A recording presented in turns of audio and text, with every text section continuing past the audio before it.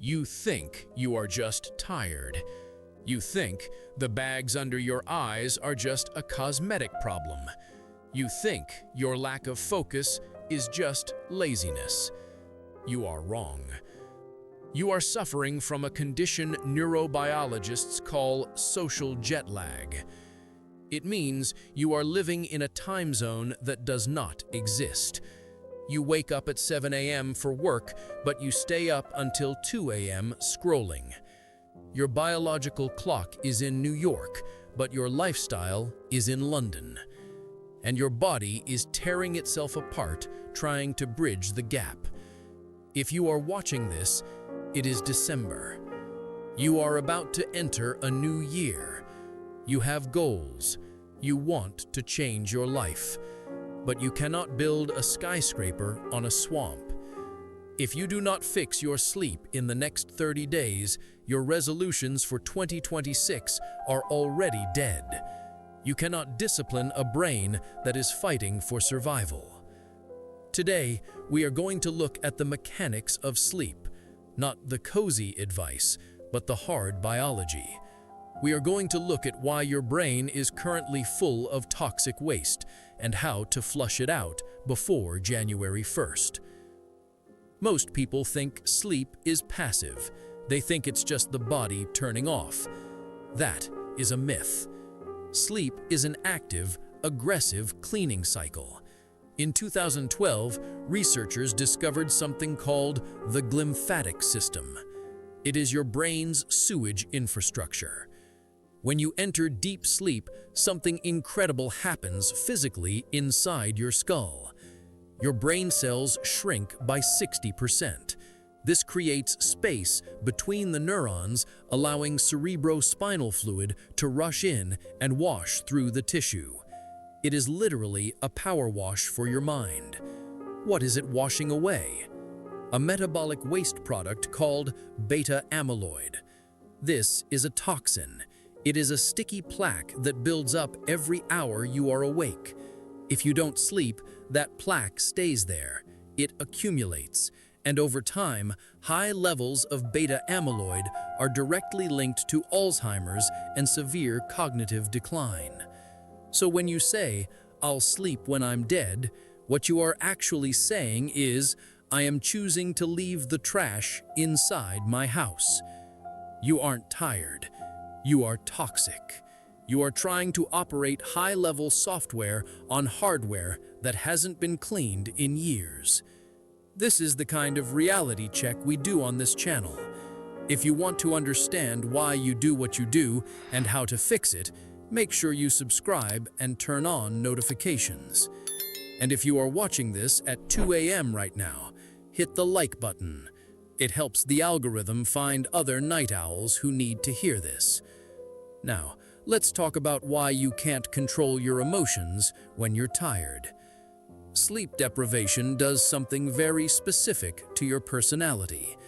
It disconnects two critical parts of your brain. The prefrontal cortex, the CEO of your brain, responsible for logic, planning, and willpower, loses its connection to the amygdala, the emotional center. Without sleep, the CEO goes offline. The toddler takes over. This is why you snap at your partner. This is why you eat the junk food you promised you wouldn't. This is why you procrastinate. It is not a lack of character. It is a lack of glucose and connectivity in the prefrontal cortex. You are in a state of executive dysfunction. You are trying to act like an adult, but your brain has regressed to a survival state. You are hyper-reactive to threats and blind to long-term consequences. So, how do we fix it? How do we reset the clock before the new year? You cannot will yourself to sleep. Sleep is not a verb. It is a byproduct of biological conditions. You have to engineer the environment. Step 1. The light signal. Your sleep starts the moment you wake up. You need to view sunlight, direct photons hitting the retina within 30 minutes of waking. This triggers a timer in your brain called the suprachiasmatic nucleus. It tells your body, Start the 16-hour countdown for melatonin. If you miss the morning light, you miss the evening sleep. Step 2. The heat dump. Your core body temperature must drop by about 2 degrees Fahrenheit to initiate sleep. If you are too warm, you will not sleep. The hack? Take a hot shower before bed. It sounds counterintuitive, but when you step out of the heat, your blood rushes to your skin, dumping heat away from your core. It crashes your temperature and knocks you out. Step 3. The caffeine half-life. Caffeine has a half-life of 6 hours. If you drink a coffee at 4 p.m., 50% of that drug is still active in your brain at 10 p.m.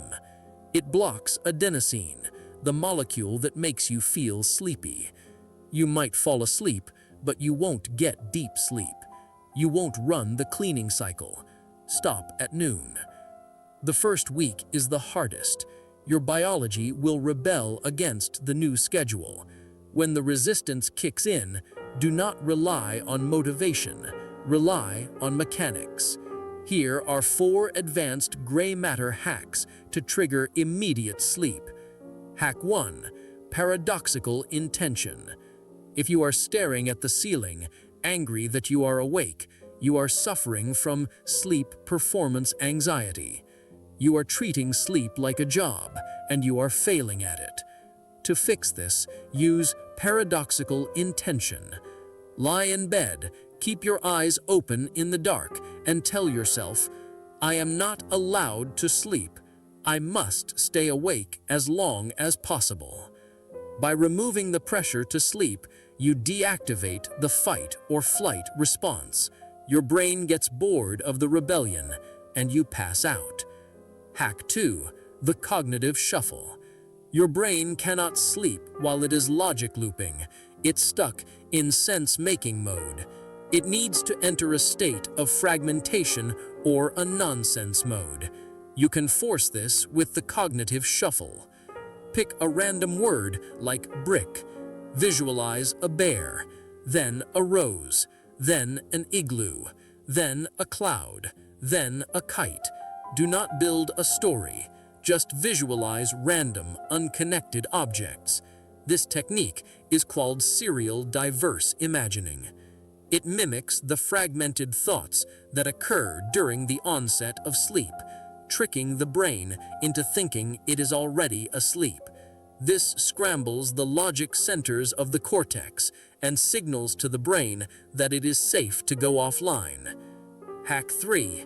The physiological sigh. Your nervous system has a manual brake pedal.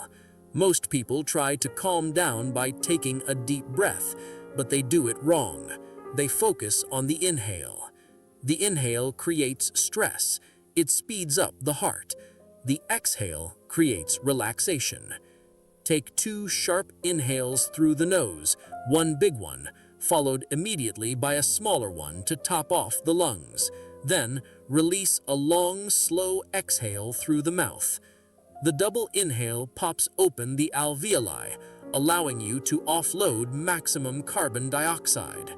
The long exhale triggers the vagus nerve to slow your heart rate. Do this 10 times. You physically cannot remain in a high-stress state. Hack 4. Non-sleep deep rest.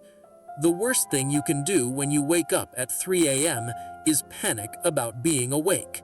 That panic spikes cortisol, which wakes you up further. If you cannot sleep, switch to NSDR. This is a protocol studied by neuroscientists at Stanford. You lie still and consciously scan your body, releasing tension part by part. Research shows that NSDR mimics the brainwave patterns of deep sleep. Even if you are technically awake, you are still replenishing dopamine reserves and clearing neural fatigue. Stop trying to force unconsciousness. Just focus on deep rest. Your brain will handle the rest. Here is the truth. Sleep is the lead domino. If you knock this one over, everything else falls into place. your focus returns, your anxiety drops, your willpower recharges.